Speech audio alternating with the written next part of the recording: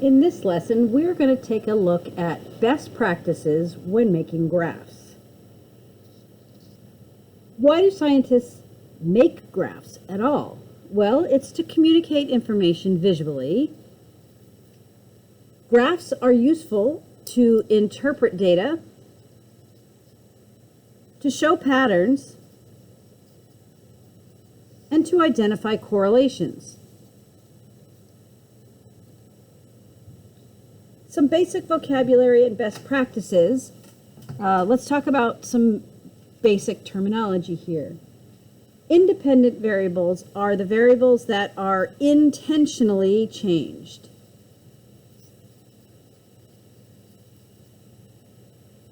They are sometimes also called the manipulated variable, because you are intentionally changing it, you are manipulating it to affect a change onto something else. When we graph the data from the independent variable, this will be graphed on the x-axis. So if we go over here to look at this, this blank set of axes here, we would put the independent variable here, and you probably guessed that we're going to put the dependent variable on the y-axis. So what is the dependent variable? It is sometimes called the responding variable, because the dependent variable is what responds to the change that you intentionally made on the independent variable. It is the data. The dependent variable is the data that you collect, the measurements that you make, the observations you take. Those are all considered the data that you're collecting, which is the dependent variable. And of course, as we just said, it is graphed on the y-axis. Now for this class, title format that you can use is y versus x. So let's say you have temperature as your dependent variable and time as your independent variable. You would then just say temperature versus time, very simply. Okay? It is the dependent variable versus the independent variable. Okay, so the titles are not they don't need to be very creative. They just need to convey that information of what's being graphed. So over here, if you've got your graph, you've got your independent variable being plotted on the x, your dependent variable plotted on your y. The title would be placed up here somewhere, y versus x. Your axes labels. This needs to be, you'll write the name of the variable, whether it's time or temperature. You would put that name on the appropriate axes. You would also include the unit. If it's time, you have to indicate, are you measuring time in minutes or seconds or hours or years? If it's temperature, are you recording the temperature in Celsius or Fahrenheit or even Kelvin temperatures? So the unit is very important to include as part of your axes labels. So we would want to make sure that we include the unit. Typically we put them in parentheses. And so a generic, what that generically would look like is on the graph that you're looking at right there. All right, so the scale, when you're trying to figure out your intervals and you're trying to figure out what scale to use, first of all, you want to use most of the available space on the graph. So for example, we have two set of axes here. When you plot the data and it only takes up this much of the y-axis, that is not helpful. If you spread out that data so that it covers more of the y-axis, then you're able to figure out or to interpret the data or the trends. The trend becomes much more exaggerated. There's more space between the plotted points, and it's just easier to see what the patterns are. So you want to use approximately 60 to 90% of the space of the graph area. Okay, you want your actual plotted points to occupy about 60 to 90% of the intervals that you've created. Determining the scale. We'll go over sort of a generic way to do it, and then you'll get practice with it in class. So to figure out, like, what are you going to make as your 0 point? What are you going to, how far, what's your range have to be? How much, what do the numbers have to be? What does the space between the numbers have to be? And my recommendation is to look at your data for the x, your independent variable first, and then you'll repeat this process for the dependent variable. So let's say you're looking at the independent variable data, and you see that there's a low number of the data and there's a high number of the data. So what we want to do is we want to subtract the high data point to the low data point. So you kind of know how much that x-axis has to cover. You're then going to divide that by the number of available intervals that you have on the axis, the number of boxes you have on your graph paper that you can put those numbers on. So you're going to take the difference, the high versus the absolute value of the range of your data points, just make it a positive number, so absolute value, and we're going to divide by the number of boxes you have on the graph. Okay, that's going to equal how much each box is valued, right? How much each interval is valued. I will then tell you, I will recommend to round up for convenience.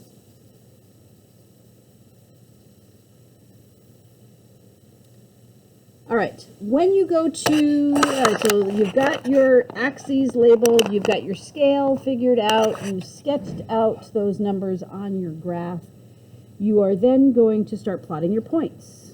And what you are going to do is you are going to use point protectors, which are these circles. So the data point is the point that's plotted, the point protector is the circle. And there's a couple reasons that we do this. Number one, it makes the data point easier to see.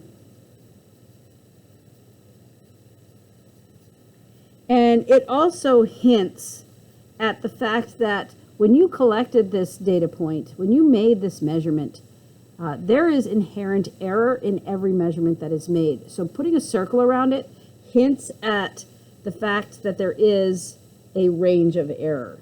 So it hints at a range of error for the data point, that possibly that data point could have been anywhere in that circle. All right, let's take a look at the next page. And we're going to mostly be using line graphs in this class. And there's two types that we are going to use. The first one is where you simply connect the dots. And for example, you've got your points plotted and you've got your point protectors, and you are literally playing connect the dots, smoothing it out a little bit, but you are connecting point to point to point. Okay, there's some reason sometimes when we'll do this. A second type is when we use a line of best fit. And what you want to do here is to use a ruler. Now in class, you will have access to clear rulers, which makes this much easier to do. But your clear ruler, right, you are trying to make a line that represents the best fit of these points. Now, you might see that there's space between this point and where the line is, where the ruler is. This distance to the line on, if there were more points here, the distance from all those points to the line should add up and be equal to the distance between all the points and the line on this side. So I can see here that there's 3 points that are not near the line, that they're kind of a distance away. But on this side, I only really have 1 that's a distance away. So I would say that I need to kind of shift this a little bit more like this, try to make the points equidistant throughout. Once you sort of have decided what the line of best fit is going to look like, you go ahead and you pencil it in. Okay. Now, doing this by hand is, you know, there's definitely inherent error in that. If you were doing this on a computer could do this quite effortlessly, but this technique is known as a linear regression. We won't be getting into that too much, but just know that a line of best fit is really a linear regression, and we try to represent those points as much as possible. So the question is, of course, when do we use these, right? So connecting the dot, you will use this when you need to see nearby change from point to point. Okay, so when you need to see the nearby change from point to point.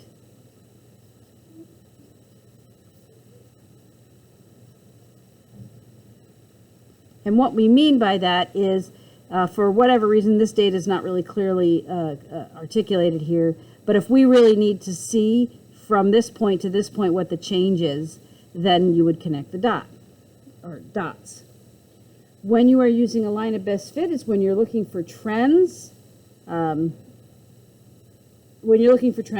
you just need to see the overall progression of data. You don't really care about what's happening from point to point. So we'll use line of best fit when looking for a trend. It tends to minimize the error in data points. And what's nice about a line of best fit is that the line becomes, it's represented by a math equation. The line becomes a math equation. And why that is useful is a math equation is, it's basically a way to describe a relationship. I'm going to run out of space here. A math equation describes the relationship between x and y. And that's going to be an important thing that we'll see in chemistry this year. Now, graphs also show relationships between the variables. The two that we're going to focus on here are direct relationships, where essentially the graph is going to be going up and to the right, and inverse relationships, where the graph is coming down. It's typically curved down and to the right. So direct relationship is, if this is your x and this is your y, of course, as x is increasing, as we're going from left to right, the point or the line keeps going up, right? So we say as x increases, y also increases.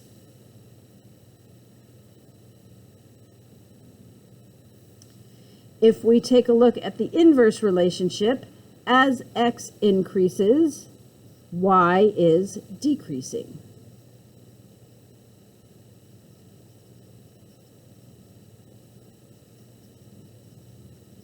Or you could look at it the other way around. If you were going in the opposite direction, if as x decreases, y is increasing.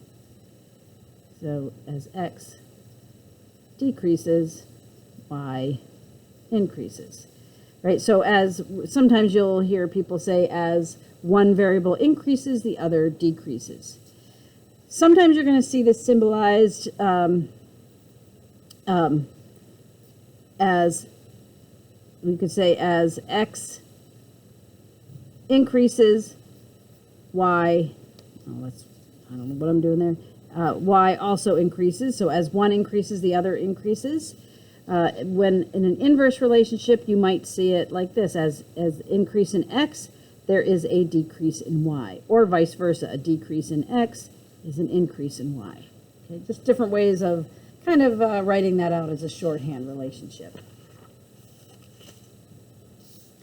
All right, let's take a look at creating a graph from given data.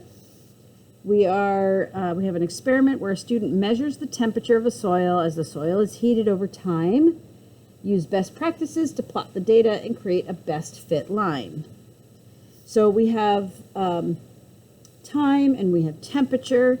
Time is the independent variable in minutes.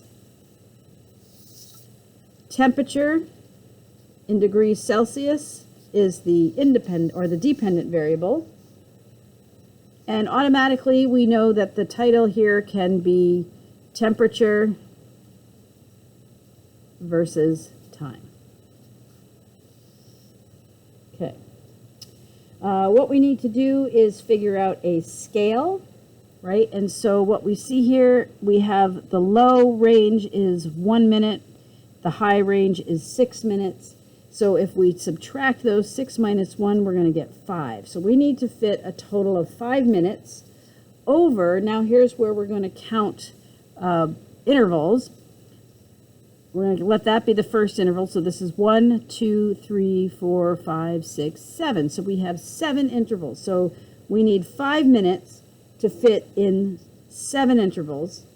Okay, and so that math, 5 over 7, is not a very useful number, right? If we do this, I'll do it just to prove the point. 5 divided by 7 is 0.71. Well, that's not helpful. We don't really want this interval to be equal to 0.71. So we're just going to round that up to the nearest whole number, which is 1.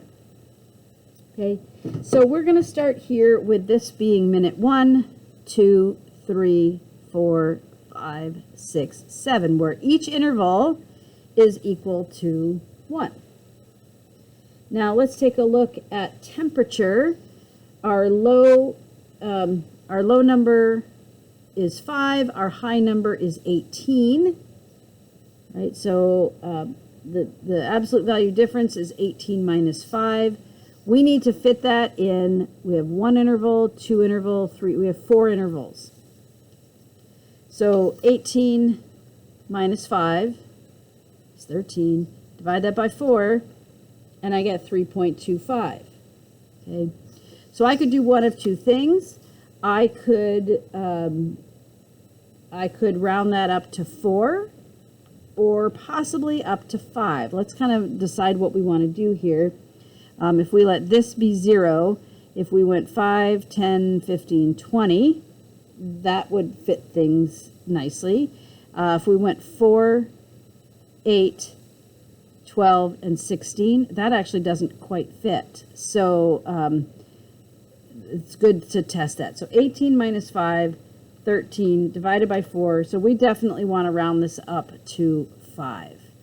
So this is going to be 5, 10, 15, and 20. All right, so we have our scales. We are ready to start plotting our points. At minute number 1, temperature is 5, so minute 1, temperature 5, there's our point. We're going to put a point protector around it. Minute 3, we're going up to 10 without grid lines. This is a little tricky, but we can do this. Minute 4, we're going up to 16.